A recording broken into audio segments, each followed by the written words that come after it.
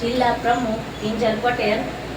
આજે હું આપણે અહીંયા જે મીટિંગ રાખીને બેનશ્રીએ બહુ સરસ એમ કે વાત કરી દીકરીઓ માટે થઈને કે દીકરીઓને જાગૃત થવાની જરૂર છે, માતા પિતાને સમજવાની જરૂર છે, પ્લસ કે સમજવી એના કરતાં એને છે ને પગભર ઊભી કરવાની જરૂર છે।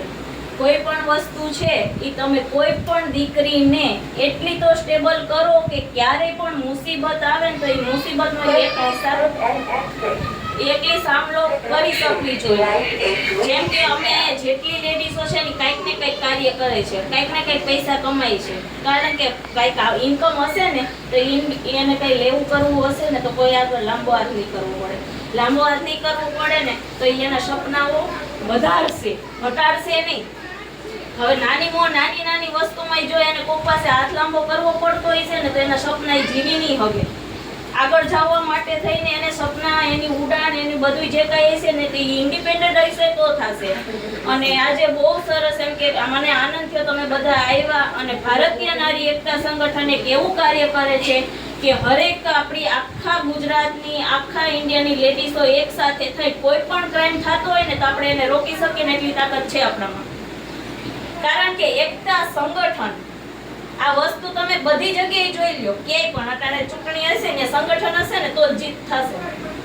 સંગઠન વસ્તુ એવી છે તમે એકલા કંઈ નહીં કરી શકો, પણ તમારી હાથે ભલે કાંઈ નહીં તો તમે હોતો નહીં તો કંઈ નહીં, તમે સભ્ય તરીકે નામ હશે ને તો એ તમે કાલ સવારે અમારા સંગઠનને ફોન કરશો ને આખું સંગઠન આવીને ઊભું રહેશે। ઘરેલું હિંસા છે, કોઈ દીકરી હેરાન થાય છે, કોઈને ક્યાંય પણ કામ કરવું છે તો જોબ નથી મળતી તો આપણું સંગઠન એને કામ અપાવે છે અને આગળ વધારવાની કોશિશ કરે છે।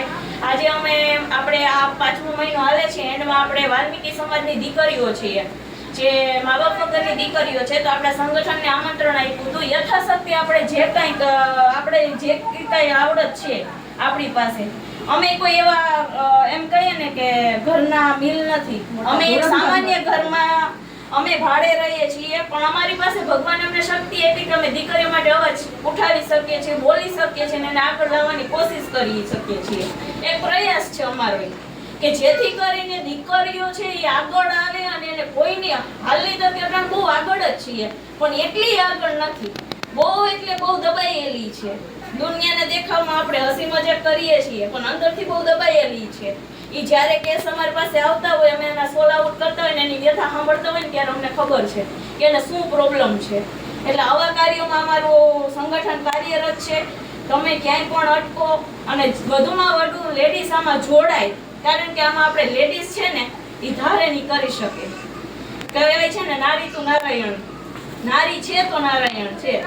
એટલે આપણે એના માટે એક આપણું સંગઠન કામ કરી રહ્યું છે અને તમે બધા આવ્યા, અહીંયા સમય આપ્યો, અમને સાંભળ્યા અને જો આમાંથી બે વાતો સારી લાગી હોય તો લોકો સુધી પહોંચાડશો અને બને તો મારા સંગઠનમાં અમને સાથ સહકાર આપજો। જય હિન્દ, જય ભારત। મારી વાણી અહીંયા હસ્તુ કરું છું। ભારતીય નારી એકતા સંગઠન જિંદાબાદ।